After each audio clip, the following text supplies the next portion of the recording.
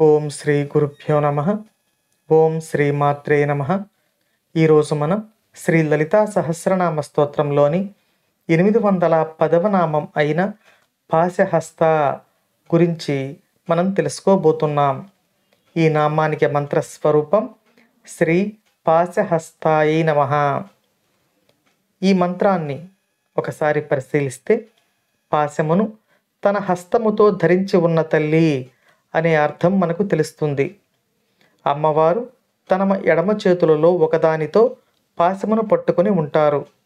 కాబట్టి ఈ నామం అమ్మవారిని పాశహస్త అని కీర్తిస్తోంది.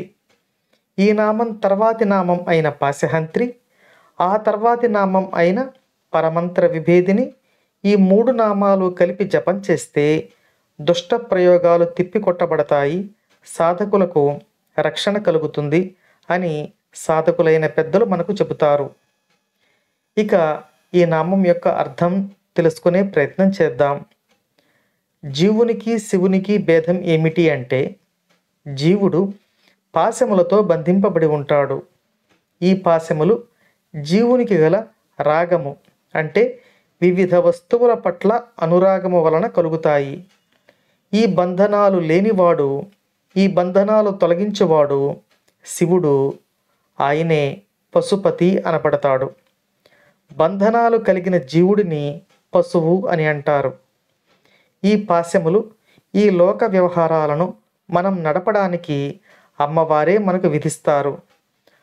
మరి అమ్మవారే మనలను పాశము చేత బంధిస్తారు. ఈ పాశము నుండి విడిపించు శక్తి కూడా అమ్మవారే. ఆ సూచనగా అమ్మవారు పాశమును ధరించి ఉంటారు.